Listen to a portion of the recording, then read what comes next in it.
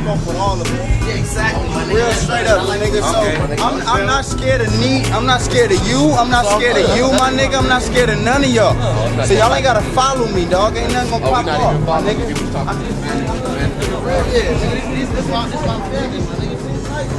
So good, my nigga. Motherfucking house next to my kids, homie. Don't play that shit, don't play no bullshit with me, nigga. I'm just saying, nigga, don't follow me, just sit down. I'm telling this nigga right here. I'm telling this nigga right here. If your niggas is here to protect you, how your niggas with you? I need them niggas here to protect Why the fuck they following you? Why they following you? Hey, let's chill right here. I feel like anything is no fucking secret. Ain't nothing no secret to me. It really ain't. It's like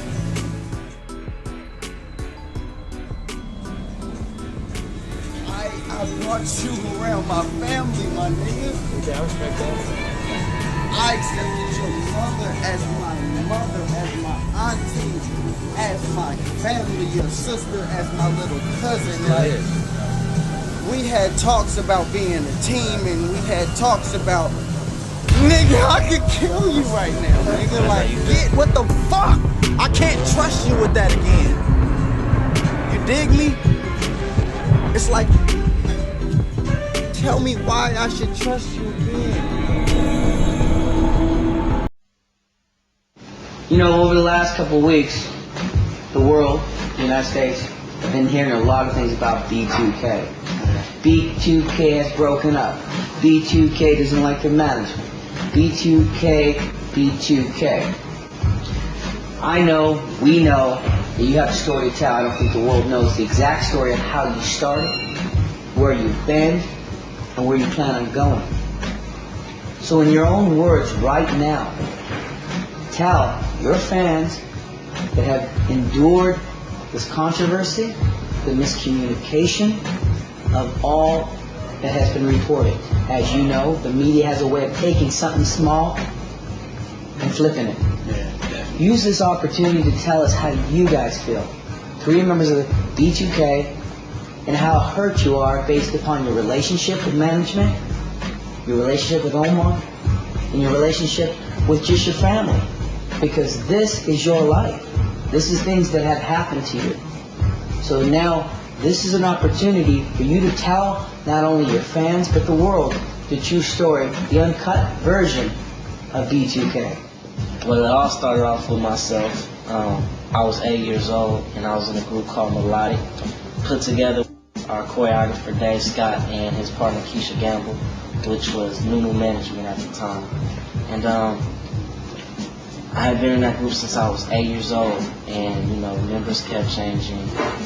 People, parents, you know, didn't really feel the project, kept going to labels, getting turned down. And when I turned 13, I met Jay Brugg and Raz B, and they joined the group of Melodic, and we were together with 2 other members, Jahi and a guy named Trey. But let me just state, I wasn't brought in by my cousin Marcus Houston. Actually, I was brought in through Keisha Gamble, who found me because my mom was babysitting her niece at the time, and she came over to my house one day after school, and she asked me, you know, can you sing, you know, can you dance? And I was like, yeah. She was like, I want you to come try out for this group. So that's how I was put into the group because of that. So through the whole Melodic thing, we had basically performed and auditioned for every record label there was out there, Universal, the Air Studs, even our own label that we're on now, Sony, Epic, and just every label you could think of, we auditioned for and we were turned down. And it came to a point where we had auditioned for Sony again, and Dave McPherson from Nunu Management and Chris Stokes, who was helping us get to these labels, setting it up, had came up with the idea of excluding Trey and Jahi out the group because they had too much of a grown look and they were taller than us and they had facial hair and we were still like, just teeny boppers at the time. So they went on to start their own group called Final Four, and we remained Melodic at the time. It was just us three. And Dave Scott had found Omarion through We had Marcus' 18th birthday at party. Marcus' 18th birthday party. We all met in the bathroom. We talked about, we got a vibe for each other. And, you know, we talked about setting up meetings, you know, to like, you know, come for Amari to come to the house, you know, get a vibe for him, his family, you know, which he did. And from there, we kicked it, we vibed, we danced with each other, we sung for each other. And then we immediately ran into the studio and started, you know, recording our demos. And Went and auditioned for every record label again. They all turned us down again. They said, you know, we couldn't sing and that they don't think we could sell any records. And it got to a point where Lil Man from Third Story got put in the group through Sony. They said they would do it that way, you know, if we put a stronger vocalist in the group. And, you know, we think it'll probably work. And we just wasn't clicking real good with, you know, Lil Man. Not as far as personality-wise, just like the whole chemistry of the group with dancing and just performing. And it didn't quite work. And somehow, some way, you know, Chris brought me, J Bug, Raz B, and Omarion into the room. And it was like, you know, I found a way for them to do it with just y'all four. So what you're going to do is perform for Tease, which was 3OW's manager. Yeah, we actually performed for Marvin Period first. No, we performed for Tease first. We performed for Tease first. They came over to the house and we performed for them in the living room. She was like, man, you guys are great. I don't know what F is talking about. You know, I'm going to hook y'all up with Marvin Period. Which is her and her person. And we went and performed for him at the hotel up in Beverly Hills.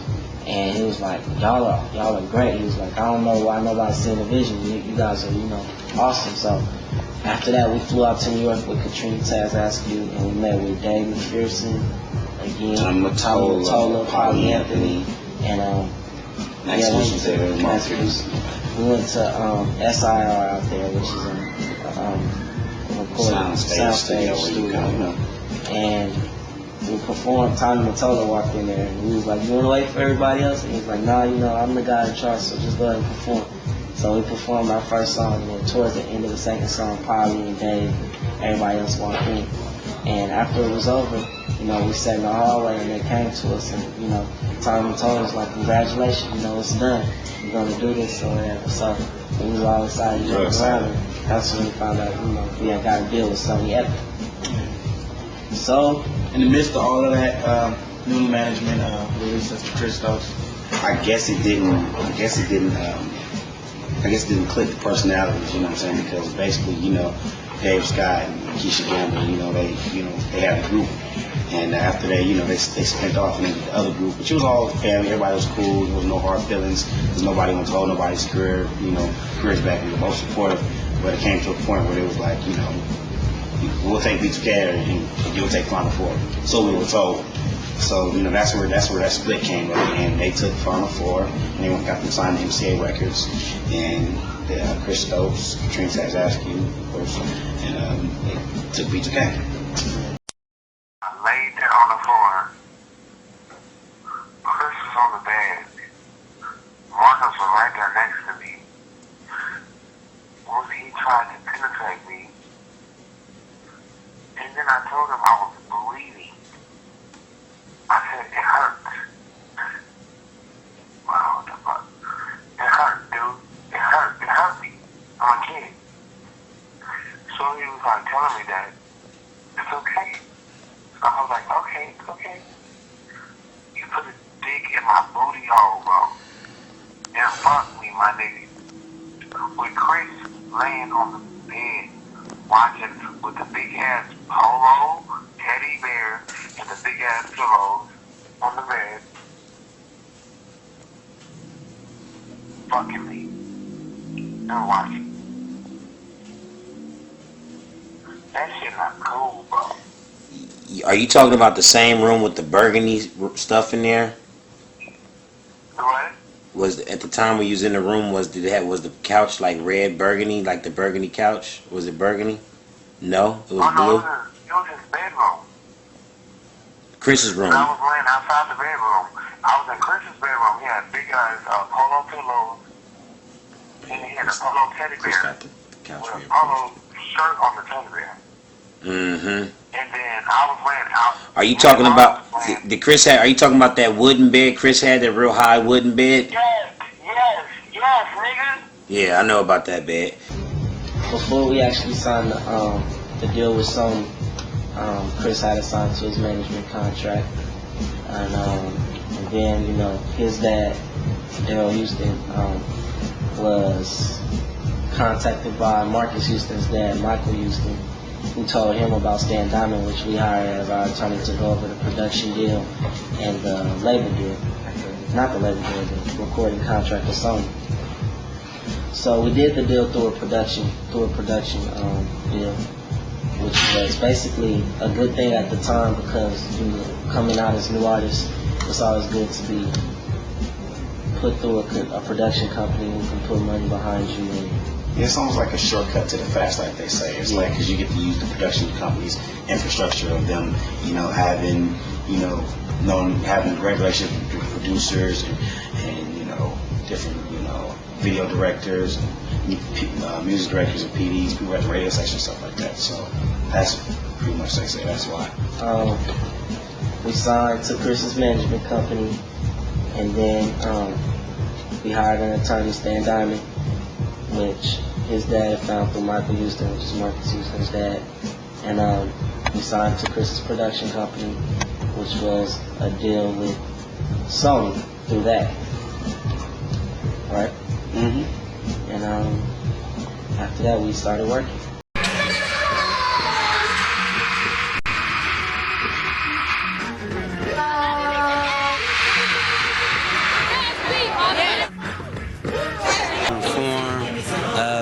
It's a sold out date. Thanks to everybody that came out and supported. BT, thank you for everything. You've always been wonderful. Help break B2K.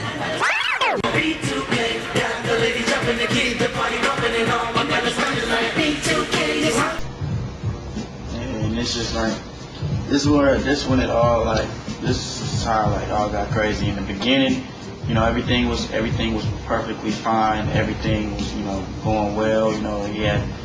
The parents were involved, because we were only 14 and 15 years old, and we had a lawyer and everything, and everything was really, really good.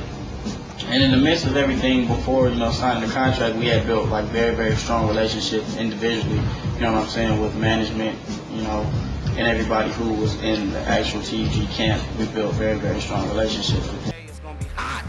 What's up, dog? What's up, Access Granted? Thanks for coming to our second Access Granted. Thanks for giving this to us.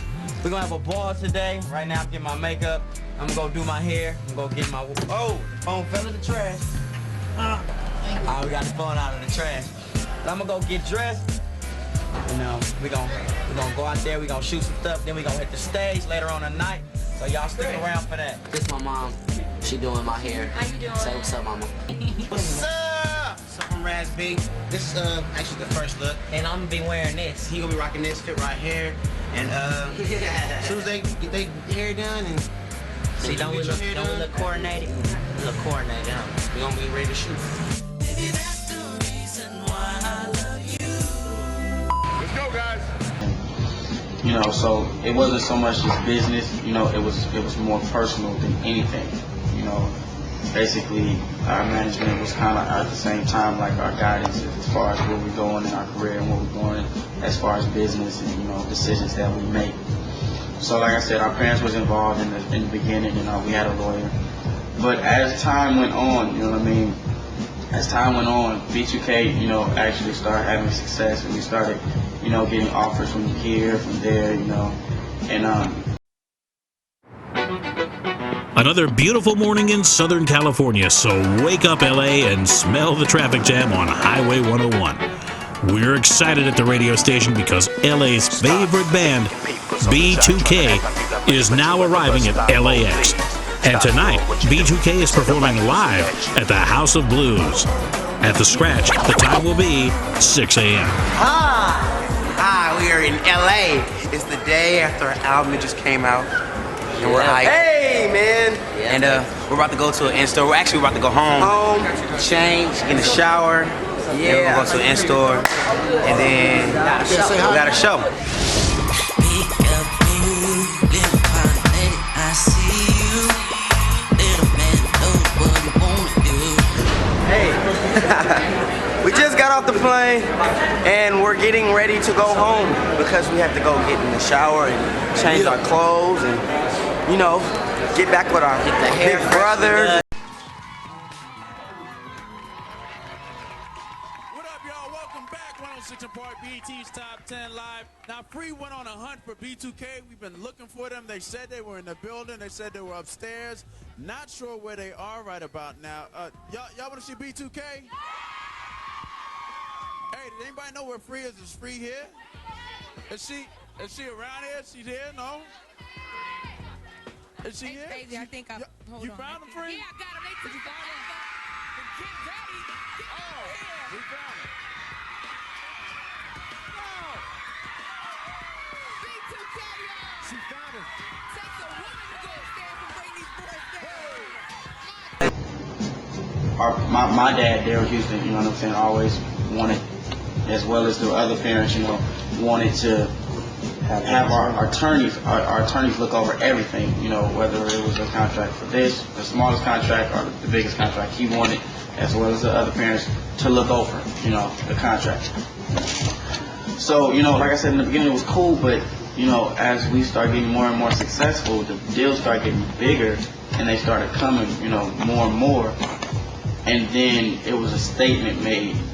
Your dad is, you know what I'm saying, doesn't know what the he's doing. You know what I mean? That was the comment. Excuse my language, everybody. That was the comment. You know what I'm saying? He's having a lawyer look over contracts that my lawyer's already negotiated. You know what I mean? He's just basically wasting money. Now keep in mind, we're only 14 and 15 years old. We don't have a lot of money. So $2,000, $1,500 is a lot to us. You know what I mean? We like, yeah, that's true. You know, because we're looking at this like as management, as basically like our mentors, you know, the people who's looking out for us for our best interest. So it was like, you know, my attorney, you know what I mean, he's looking out for the best interest of, you know, for me and you guys. You know, I'm not gonna do nothing to hurt y'all, you know, and I'm sure been signing contracts, you know, without their lawyer looking over, you know, and they don't even look over, they just say, you know, where do I sign it? So, you know, us being a part of the family, we like, oh yeah, cool, you know what I mean? They look like they doing money at all. You know what I mean? We feel like, you know, hey, yeah, they doing good, you know what I mean? They look like they got money, so evidently, you know, something ain't right. I mean, something is right, you know, because of, like I said, the strong personal relationships that we held, you know. We always made our own decisions. Pretty much, we was like, oh, okay, well, that's true. Why, man? Why is your dad getting the other lawyer? Why is your dad got it? That's wasting money. Why are we about to waste the money when Christian's lawyers already looked at it? So that's where that started coming in. Basically, we were making our own decisions at that time, and it wasn't nothing like boom, boom, boom, boom, boom. So it kind of, you know, being manipulated, I would say. That's my comment. Yeah. And then it came to a point where, you know what I mean, if we did want to get legal representation, it was like, oh, you don't trust me? Y'all don't trust me? They would get offended for the fact that, you know, you want to look over all the books and records. It should never, ever be a problem for any artist to ever look at their books and records. Anytime, you know, management, you know, lawyers, anytime, you know, it's a problem, you should definitely have something fishy. But it's like we were looking at this guy as like a father figure to us, you know. We were accepted into his home, you know. He showed us a lot of love, definitely. I'm not saying that he never showed us a lot of love, you know what I mean. And he did take care of us to a certain extent, but it's starting to play out more and more that it was a plan, you know what I mean. To house our parents out, you know what I mean, and have no legal representation to where we're signing contracts without, you know, nobody looking over them, and then, you know what I mean? Like the whole thing that we're finding out now is our parents want us to look over it, and we were like pretty much for our best interest. Yeah, we were pretty much like, nah, that, you know, $2,000 is too much. When he's not even changing nothing, he's looking over, you know what I'm saying, to our knowledge. He's not changing nothing, he's just looking over it, and then he's making money off of us. That was also what was told. Like, yeah, he's just gonna look over it, and all he's gonna do is just like one change, but like. He's just gonna make a change. He's just gonna, you know, put a comment here just to get his feet. You know what I mean? His lawyer's feet. And what we failed to realize is our parents was like, you know, you can't get away from contracts. You know, and we were looking at it like, that's $2,000. We can't lose that. But now it's playing out that these contracts still stand to this day. So the little $2,000 that we was, basically complaining about and saying that we didn't want to spend because of, our influence from management is now getting us a whole lot of money. You know what I mean? More than $2,000, way more than $2,000. So, as time went on, things like our parents slowly drifted out of the picture because, then it went to a point where it was so personal. It's like, we love y'all over here more than our parents love y'all. Christ. Let me tell you this. This is where everybody. Oh, no. Let me tell you this so you can understand. The Bible says you will gain the whole world, lose your soul. People want to hide behind their public image so much. It's a spiritual warfare going on. We're fighting. We're talking about kids that's been molested. The Bible talks about that. And then, we never, it was a good thing. You're a young kid. You're surrounded by all this money. You're surrounded by somebody that's, that's, I guess, had a little success in the industry. And you're like, okay, all right, cool. I don't want to make anybody feel, funny. So, well, all right, well, I'll stay over here, or I won't go home and chill my mom this time. Yeah, it was to a point where, you know what I'm saying? What you going home for? We couldn't even go home. You know what I mean? It's pretty much it went in the direction to where he had control over our lives. We were scared to go home. Okay. I think we should stand for this, but I think that there's a lot of things that. So you telling me, my boy? You telling me? See, this in the perfect world. I think putting that out there and damaging the whole doesn't help you guys get that message heard. There's a better way to go about it. I mean, but guess what? They can Fizz and Bug can choose to jump on the bandwagon, and they can try to support me now and make me, and then I can always have their back and say I don't know about their business. What's up? It's me again. I just wanted to quickly show you guys this story, which is pretty much an excerpt from Raz B's book, in which he states, and I quote in this article, he states, and I'll just read the entire article to you. It starts out by saying Raz B, the dude with gay issues, which already shows that this is this was a widely reported story. So this isn't some underground thing. As far as I know, Raz B's his book was halted. They did not allow it to come out. But it had a lot of inside stuff about a lot of the homosexuals in the hip hop community.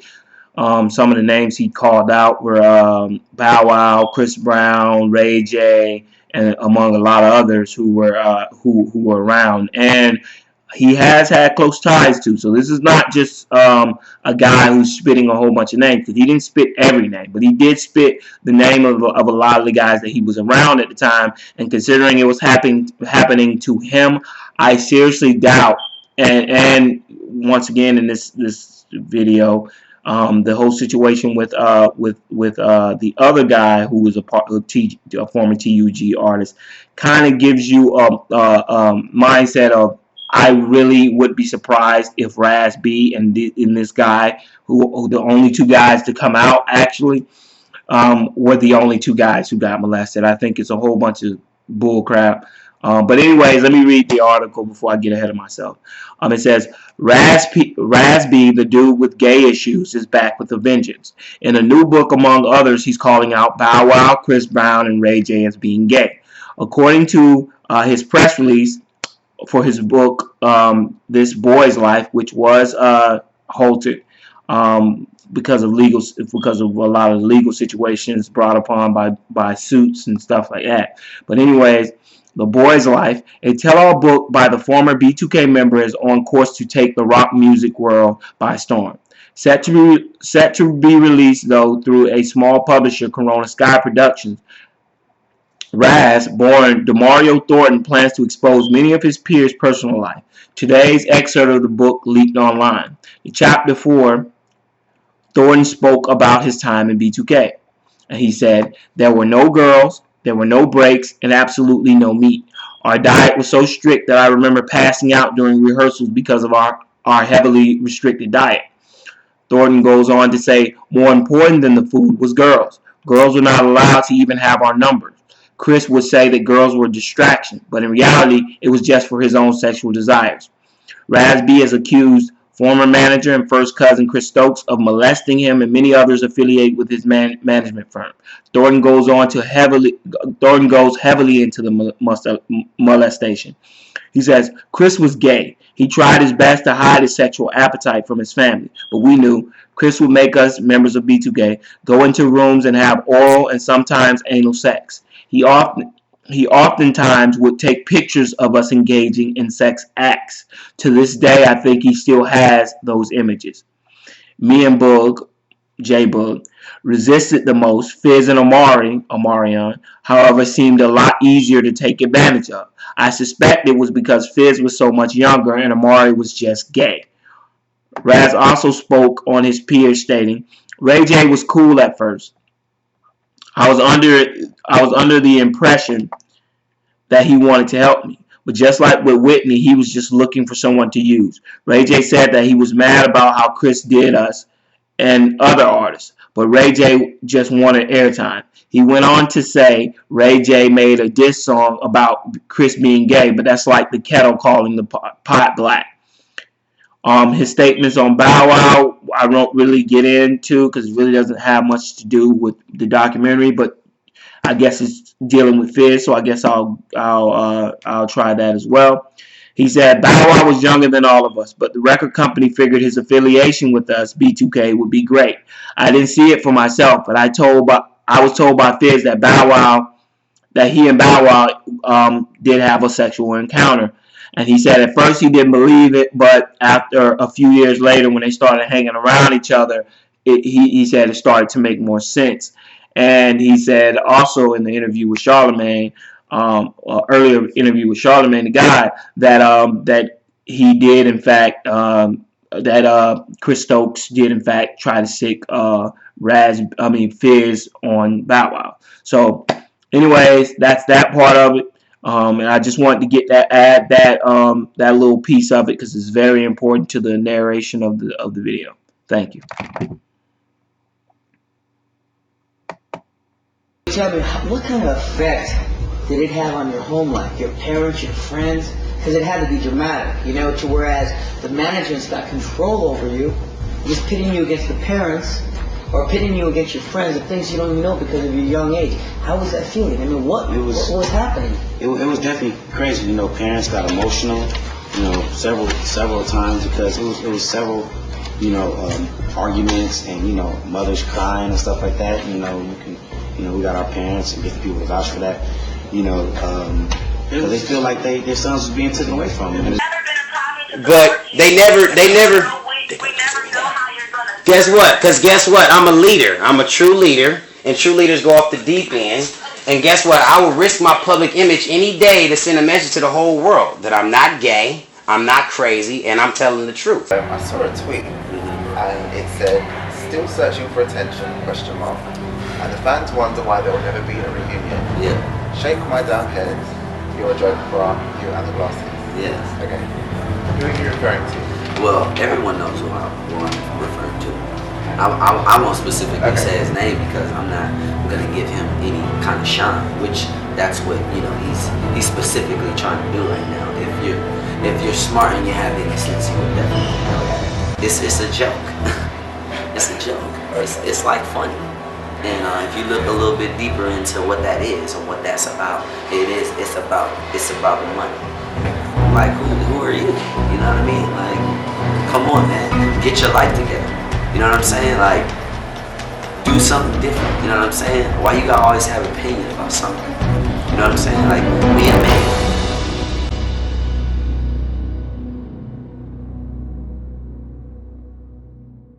It was a big joke to me. Like, and if you think about it, if you think about the time frames when this guy starts up, it's always around my album coming out, my album release, and now my movie release is coming out, so he's talking more and he's lying. But it's all lies. It's all BS, and he just... These opportunities, you're saying, like he only talks when you're about to drop something. He jumps on the fact of he's an attention whore, and he wants that attention because B2K was huge. Everybody know how huge B2K was. Yeah. And it's like when something like that is stripped from you and then you can't get any fame, you go to to extreme measures, and the dude he's psycho. When I told Taz about the shit, she didn't believe me. And I told her, I said he has a black mole on his left nut.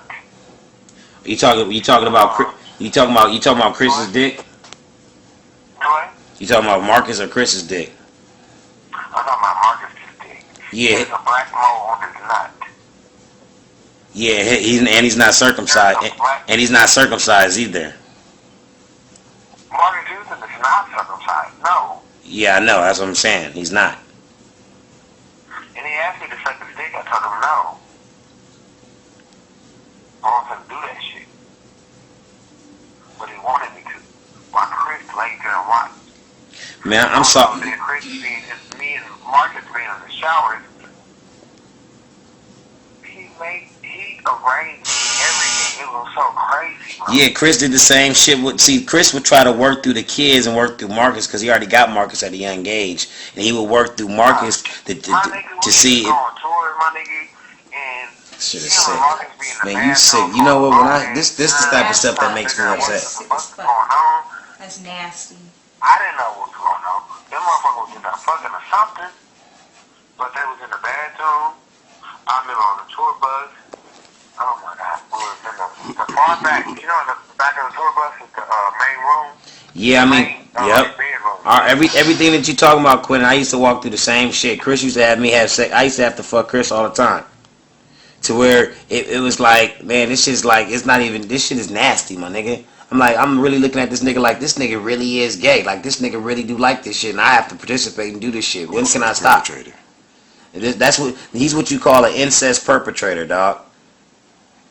Someone that's close to you, that's like a father figure that would just fucking straight mislead you and take advantage of you. Jesus gave, you gotta, hold on, wait.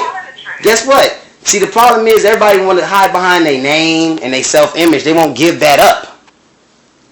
So, everybody, Fizz, why would he call me a homo? Why would he say I don't fuck with homos? Fuck bitch niggas, B. Fuck bitch niggas.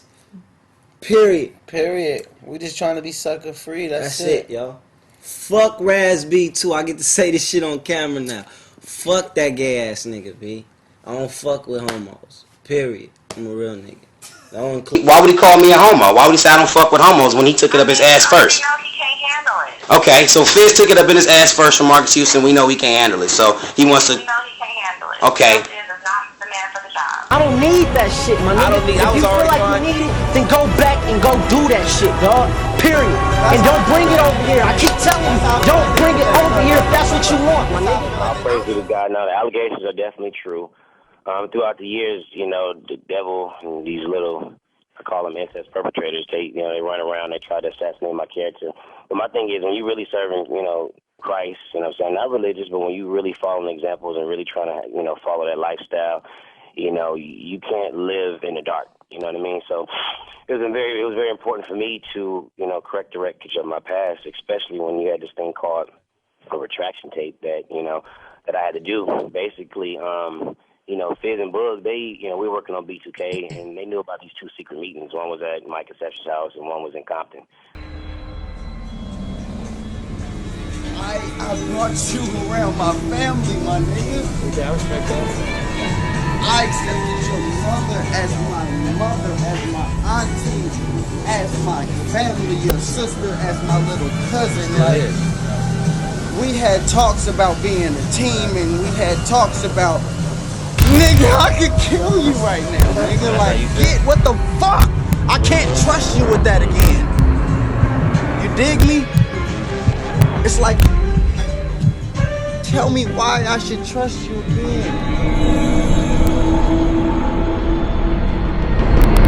I didn't take you. I told you to drop me off, and you wanted to be a G and told me, nigga, fuck it, they're not gonna do nothing to me, nigga. I'm going. If they do anything to me, my people know where to go. Tell me you didn't tell me that, nigga. Tell me you didn't tell me that. Tell me I didn't tell you to drop me off and go to my motherfucking mama house, nigga. I don't give a fuck. Don't tell me I took you there, nigga. Don't tell me. Don't know, nigga. But come to find out y'all threw it up. Set you up how? I thought you set me up. That's how bad it got. You not to do a clip. I hopped on my motherfucking car and said, Mario, you not doing no camera clip. You're doing a statement. Am I lying on my motherfucking kid, nigga? I did that on his camera. I'm not talk to me.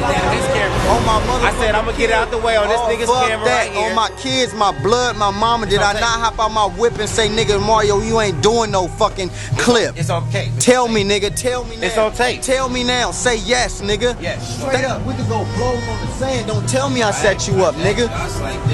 I hopped out my whip and told you no, and you did it without me. And I told you if you was gonna do it, wait for the publicist to fucking give me a statement though, so you wouldn't sound illiterate, nigga, and you ignorant, nigga. I said wait, and you did it without me, nigga. And they had the knowledge. And, obviously it was a very serious matter, Chris Stokes was on the phone. Well, let's talk about that, Raz. A few years ago, you did make the same allegations, and then you retracted, the allegations. Why? It was a lot of pressure. It was also two video cameras there. The rumor on the street is that there were people that supported Chris who hit you up, who were paid to hit you up to shut you up. I heard the Bloods. Let's keep it one. Yeah. It was wild. It was crazy. It was definitely crazy. It was to the point where if we wanted to go home, we could only go home for like a day and a half, and we had to come back because, he didn't trust us at home. You know what I'm saying? Or he would make some business, thing pop up to where we had to. So I gotta make sure I get back. We couldn't go there. You know what I'm saying? Or like he would set up trips to go to Lake Arrowhead on Christmas. Yeah, that we had off. You know what I'm saying? And then it's like basically the relationship was set up like basically you tell me everything, you be my best friend, you gonna get everything. You know what I mean? It was like that. So we was basically trying to stick around because we didn't have no money. You know what I mean? So we was just like trying to get money where we could get money at. Big mind fuck control. Real talk. It was a straight manipulation. They tried to manipulate me. They tried to get me brainwashed. It didn't work for me. Nah, I got out too. It didn't work for me either, homie.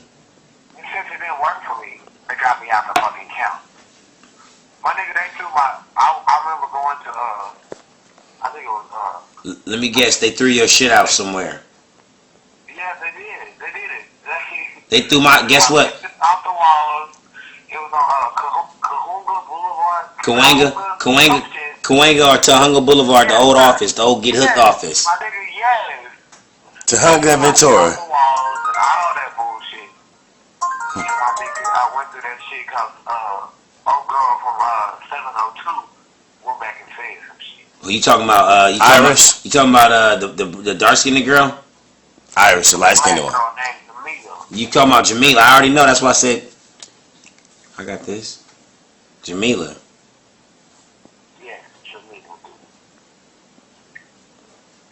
Yeah. Yeah, man, we share. This shit is crazy. I mean, you ever. I know that I'm gonna be okay, dude. I do my function. And So when you say Chris made you settle, hey, when you say Chris made you settle, like what did Chris have you settle with? Like he tried to give you some money, or he made you sign some gag order or paper? Chris didn't give me shit, bro. It was just done.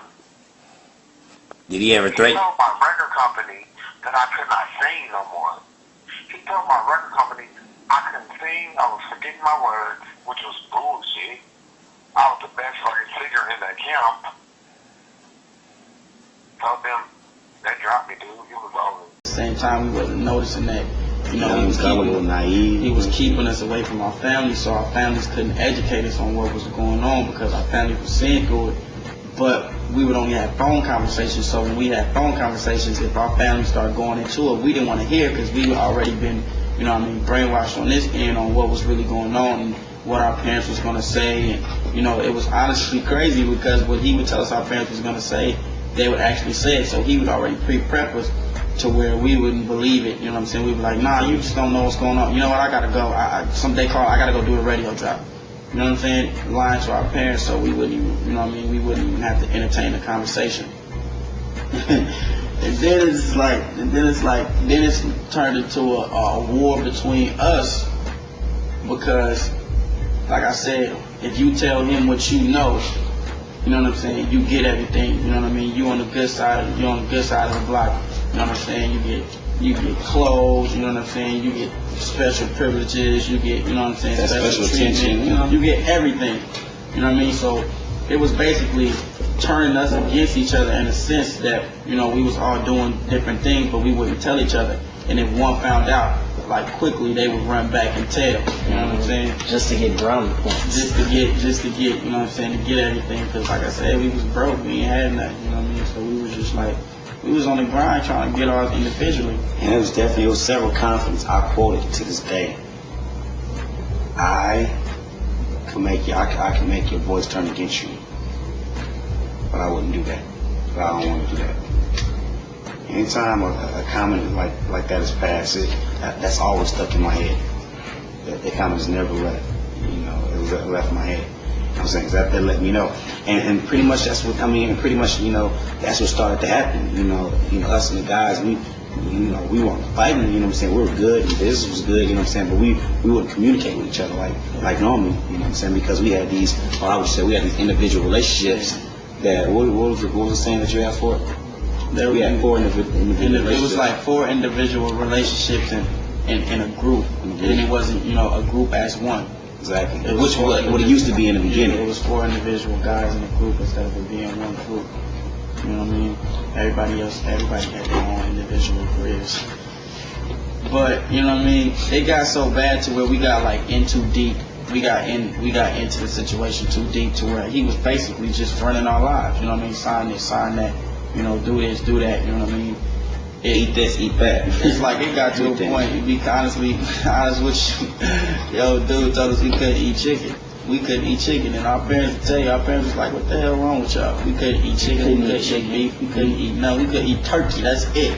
Turkey and fish and boca burgers." And if we didn't, then everybody look at us funny. No, if we didn't, we was in trouble. We was in trouble, and everybody's looking at us funny, and then there's this big old conference where we all go back in the room. Y'all not like immature and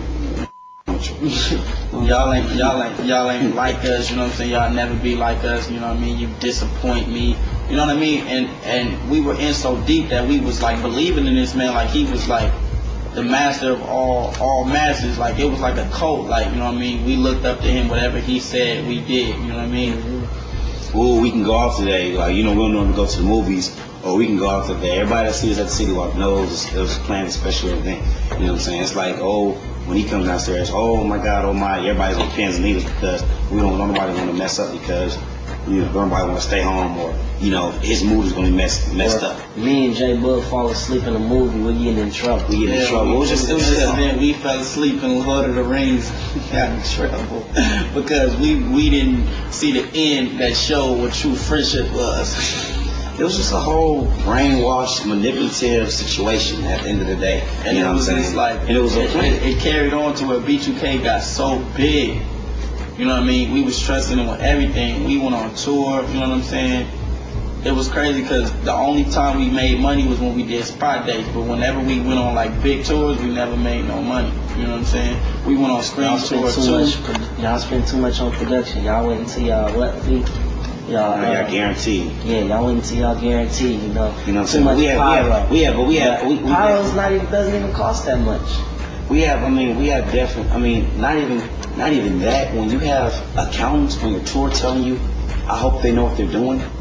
Because these numbers aren't looking Because these right. numbers don't look right. You know what I'm saying? And everybody knows the history behind Chris Stokes, the management, you know what I'm saying? And everybody knows, his history, and you know, and everybody always said, you know, like, I don't know if I want to mess with him, but hey, he has something successful. He has B2K, and we want B2K. You know what I'm saying? Not being arrogant or being conceited, but you know what I'm saying, just the reality of it. You know, it's like, well, okay, well, now, you know, he has a little leverage in the industry because, you know, he has B2K. So, you know, people started to, you know, to come around and mess with him. You know what I'm saying? Because obviously he built business on the front, you know, but we started finding out. In the midst of all it, we always heard things, you know what I'm saying? Like, y'all watch your money because, you know, that guy, this, that, y'all make sure y'all get y'all lawyer. Y'all had y'all lawyers and y'all own attorneys and stuff, your pockets would be a lot fatter. You know what I'm saying? It's words like that. But like I said, we was like believing in him as if he was like our father. You know, kids of our age, what your parents say, you know what I'm saying, is pretty much the truth. You know, they're not going to lead you in the wrong direction. And that was basically the relationship that was built. you know, with him. Yeah, definitely. So we was not believing it. We was like, man, you don't know what's going on. Like, Just people just trying to tear down. Why don't you just shut up, man? You don't even know what's going on. You don't know what's going on. You know what I'm saying? We got cars and everything. Well, we wasn't noticing that we had cars that wasn't paid off. We got our own houses. You know what I mean? We had cars that wasn't in our name. We had houses that weren't in our name. It was a controlled environment. We did shows. He went to spoon furnish those houses. We put together collectively as a group about $500,000 into those houses just to furnish. Just to furnish them. And then there's a lot of things that we did off. A lot of things we just did off record. You know what I'm saying? We'll go do shows, and we'll just like put it in the pot. Put it in the pot. Put it in the pot to go towards this. It didn't matter who it went towards because it was it was the whole family thing. That was in the pot to go towards that. I just want to touch on something real quick. You know, O did an interview for MTV. You know what I'm saying? And he made a comment. You know, I got a house, I got a car. You know what I'm saying? I got a Jacob. You know, I got earrings. I got a house. Let me be honest with y'all. That nigga lying. He ain't got no house. That's Marcus Houston house. That's Marcus' house. I used to live in that house before I got kicked out, but we'll get to that later. That's Marcus Houston house. Amari paid to have furniture in a room. He doesn't own that house. Not even the master bed. He doesn't even have the master. He has a Jack and Jill room that connects, but it's not the master bedroom. His car's not paid. Let's not go into personal business, but you know what I'm saying? He's trying to cover it up, saying that, he got money. Where did our money go? Let's set the record straight. We got money. But that don't mean that don't mean we got what's entitled to us. You know what I'm saying? Just because you got here, you got 100,000 there, you know what I'm saying? That don't mean that you got all your money. As men, we want everything that's due to us. We work for it, give it to us. Don't just give me, 1/4 of it. Respect. You know what I mean? It's respect. It has to do with respect factor, because all you got in this world is your name and your word and the respect that people hold for you. If people see that they can run over us, we're gonna be the targets of the industry. Told you it would be B2K, because we can take all that money and they won't say nothing. You know what I'm saying? That's not the case. That's not the case at all. And also another comment I want to touch on that Amari said. Was very, very. We went on the radio. Probably about. We went on the radio on January 5th. January 5th. There's no way. That was the first time we ever went public after Chris put out the announcement that B2K broke up. Which was not true. The 5th was the first time any of the public ever heard our voice and of why the group broke up. And then he was on the radio on the 8th. No, on the 7th. Meaning, and he said a comment.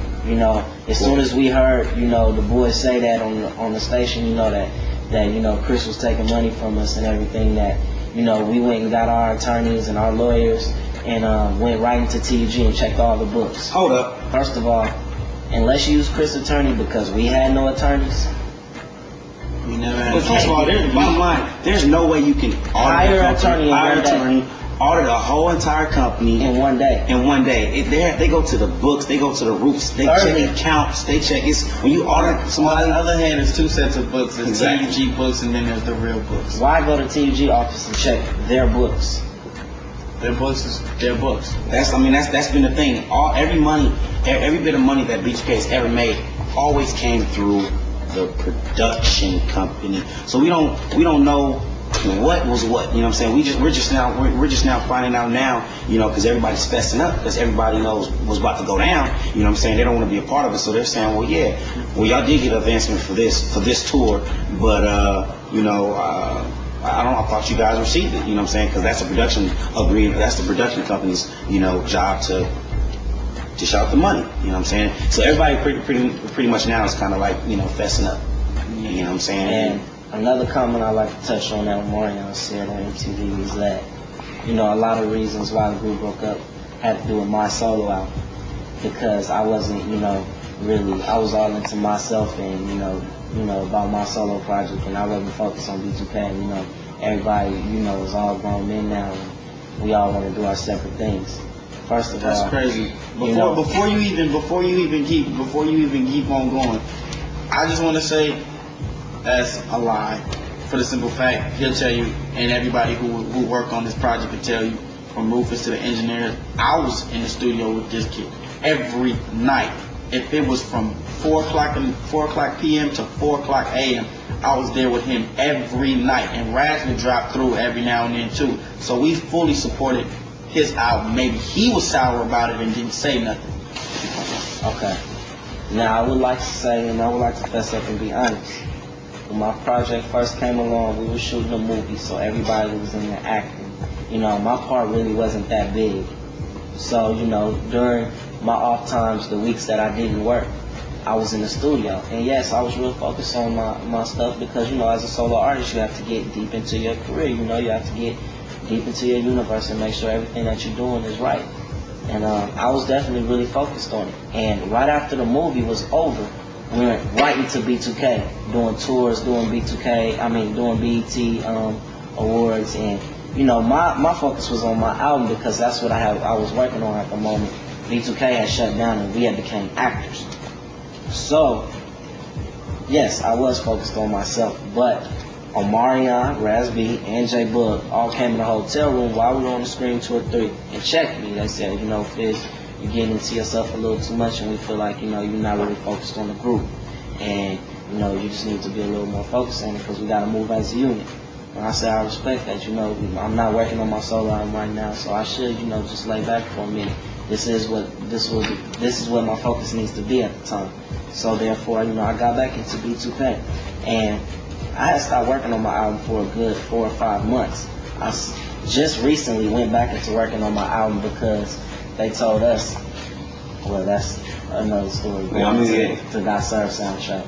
Well, yeah, we'll get to that. So, we'll get into that in a Well, basically, yeah, because we just jumping everywhere. But I mean, this is just intimate. This is for everybody to know at home. But like now, we're it's at a point to where Let's get to why the group started having problems. Okay. This is why the group. Stream 2 or 3. This is why the group had problems because we will all start, you know, we all start sitting in circles and we'll all start talking amongst each other, you know, wondering, you know, why every time we get off a tour we never make no money and they have a new house. Or how come, you know, B2K, you know, Chris is, you know, here, you know, well, management is here, you know, parlaying all these deals, and, you know, we feel like, you know, we built a lot of, which we did. We built TUG, we built, you know, we're the reason Marcus Houston has a little bitty career. We're the reason that, you know, that Janae is, you know, around. We're the reason that Chris Stokes. We're the reason INX came back from Dick was dug up out of that grave. If you rewind it back, you remember all the times we went on TRL and 106 and Park, Rolled Our Brothers on. And if you a real fan of B2K, you know, get Our Brothers videos on the countdown. You know so everything and the fact that, you know, it's like he goes in and gets movie deals and puts Marcus, which is the owner of TUG, you know, star roles in our movie, which was our You movie. Got Served was got because of B2K. Remember that, everybody. Clint Culpepper, which is one of the heads of Screen Gems Columbia, knew who B2K was and did not know who the Marcus Houston was. From not one. But of course, Chris has a great mouthpiece, and Chris, you know, he's a great and excellent, you know, businessman. He knows how to, you know, manipulate people and, you know, maneuver, you know what I'm saying, and do what he got to do. You know what I'm saying? So, but back to the circle. You know, we were sitting on tour because we didn't used to communicate with each other. That was a problem. So we started communicating with each other. And, you know, Mario would say things, you know, Fizz would say things, I would say things, Bill would say things.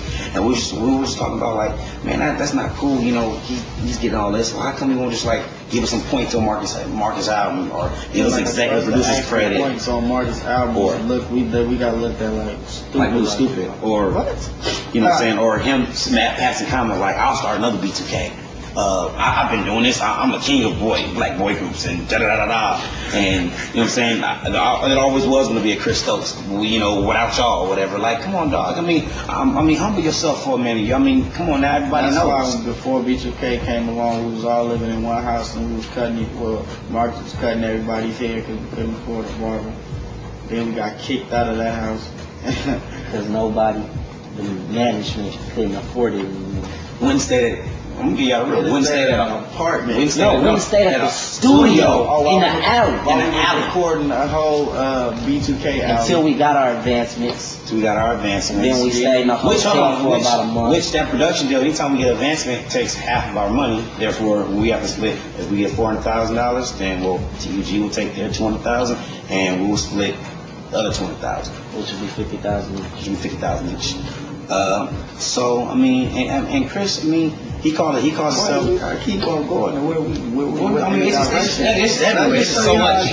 Chris Stokes says always gonna be a Chris Stokes. You know what I'm saying? That he got a name himself. Like I said, when we came around, they were staying in one house, cutting each other's hair. You know what I'm saying? And basically trying to get by because wasn't nothing going down. House Party 4 didn't do nothing. But their perception, they always had their perception of, and they game and their little story of good, like, no, we just doing it because of this, and we're gonna build houses over here. Yeah, but they never was building houses. But at the same time, like I said, as B2K got successful, you seen them go from a house, all living in one house with you know, cutting each other hair, struggling, trying to make it, to 3 big old houses, twice the size of the house that we was all living in. Why was B2K not able to buy those houses on their own? Why did they not have enough money to buy those houses and, you know what I'm saying, be able to pay the note on them for a year? But at the same time, Marcus, Chris, Jerome, you know, they was all able to go buy those houses. Those houses nice.